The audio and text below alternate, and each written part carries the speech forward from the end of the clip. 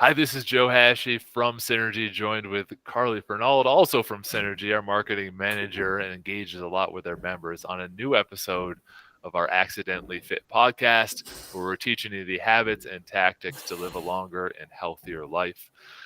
We really enjoy you listening to the episode. We appreciate it. Please stay engaged by either commenting or sharing. So we're going to shoot 10 of these, 12 of these, and then we're going to let the dust settle and look to see if people are listening and this is helpful to people. So sound off and let us know if this is a benefit to you so we continue to invest the time to shoot new ones.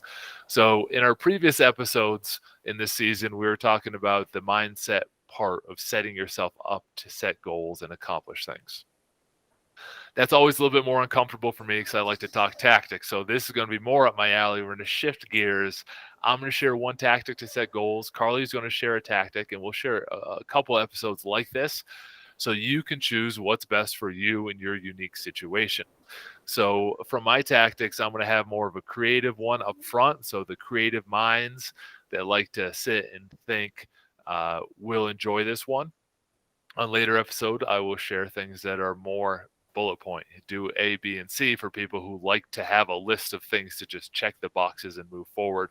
So there's a lot of different ways to do this. The key is you have to choose one. And so I don't want you to become overwhelmed. That's why we're separating it into different episodes. We're doing one each so it's digestible. But you have to get on one of these boats and start going towards your goal versus just saying, that's too much. It's a nice listen. Joe's voice is so sweet and soothing that I just like listening. I'm not going to do anything about it. So today we're going to talk about goal setting. Now, Carly's worried that I'm going to take hers. So I'm going to let her go first so I don't steal her work. It's like going last in class and you have to come up with a new answer because everyone took yours. But go ahead, Carly. Okay, so mine is, I'm just going to share a quick example of goal setting for me in the past couple months. So I was, one of my previous goals was to beat my fastest time in a half marathon race. And so over the past several years, I kind of plateaued with my running and my times were just pretty consistent, but I wasn't improving. So one of my goals was to become faster. So to kind of break it down, I'm big into writing. I journal, I try to journal every morning. So I would write down for the day what were the tiny things that I would do. So breaking that goal into tiny bits day by day to then reach the goal of becoming faster in the half marathon. So for me, I knew that strength training was something that would be important to getting there. So I actually broke down my running versus strength work each week, and I would schedule the workouts out and sign up for them. And that way it held me to like the accountability piece and making sure I was showing up. But when I wrote it down, and I'm not sure exactly the study behind this, but I do know that when something is written down, you're more likely to follow through, and taking that a step further, signing up, you're more likely to show up. So writing it down and then the accountability piece of signing up ahead of time allowed me to stick to my tiny goals each day. And then eventually after the 4 or 5 months, I guess, of doing that, I was able to run a half marathon and beat my time by several minutes. So it was exciting to see that kind of pay off.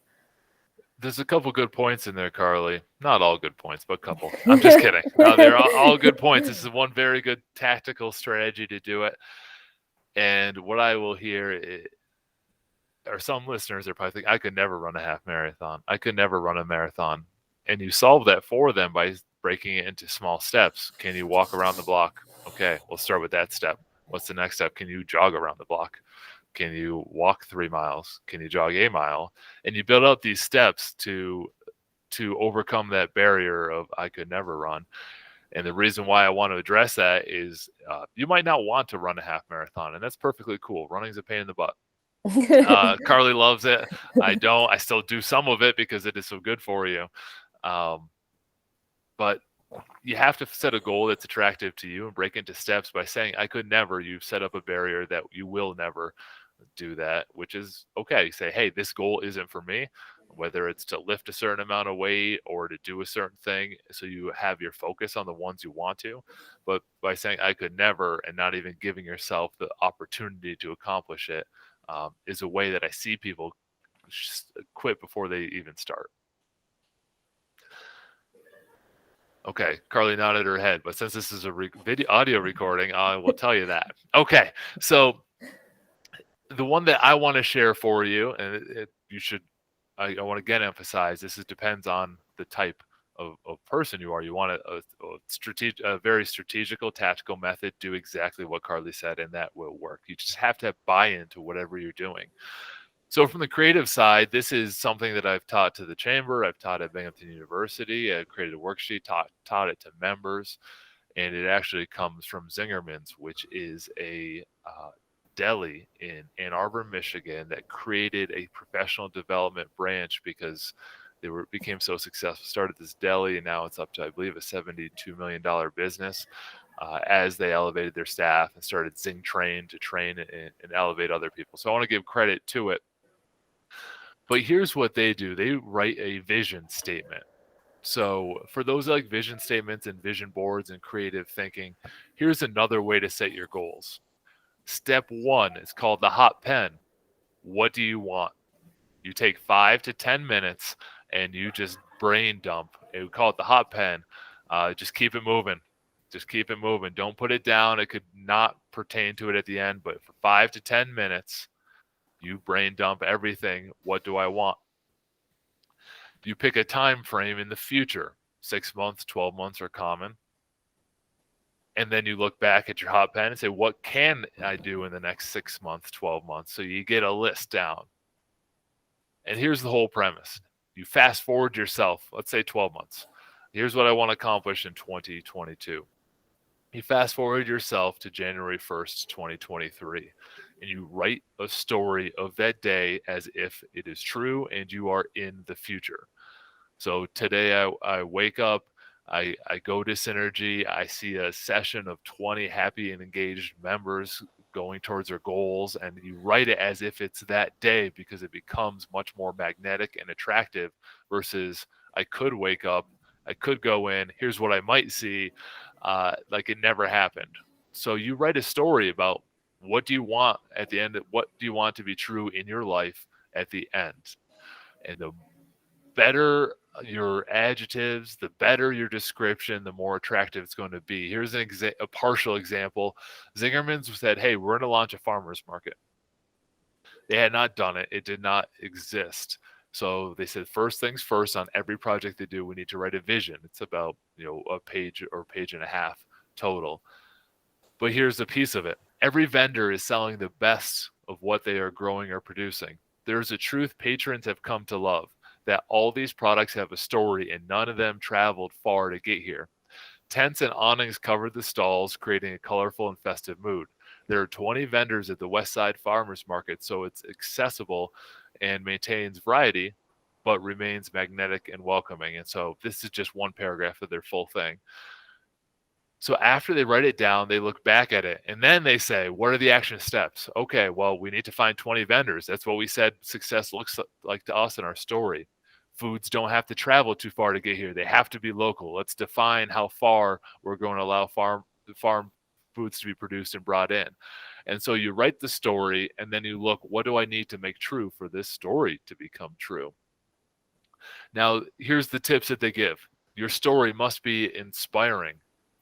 It must be strategically sound. It must be realistic. And it must be documented. You need to write it down to make it work. You can read it in the morning and you're off and running. It's a story that you want to become true about your life. There's very few investments that will be better than this over your time. And finally, it must be written as if it is true in that future date. So you'll use things like I will do, or sorry, instead of I will do, I have done, or I am doing. I see this, and I see this to be true on that date. So one good goal setting strategy is come up with your end goal and come up with the steps, just like Carly said, so it makes it digestible and you can move towards it. Another way to set a goal is to write the vision in the future of what you want to be true. People can amplify this by adding a vision board, cut out little pictures and put it up on a board of items from their story. But the first piece is to write a story in the future as if it is your life, and then you come up with the action steps to accomplish it. Awesome. Yeah, I remember when I first started at Synergy, Joe, you had me do a similar exercise kind of built around the Zingerman's Deli example. And it was really cool to think about Synergy in that way, and just kind of planning for future years, like in what we wanted the business to look like. And I love to write, so it was neat to do that exercise. It is almost always the answer to any question. We ask Ari Weinswig, one of the people that helped create visioning as an activity, and the question he asked back. Well, first of all, I've talked about questions before in this podcast.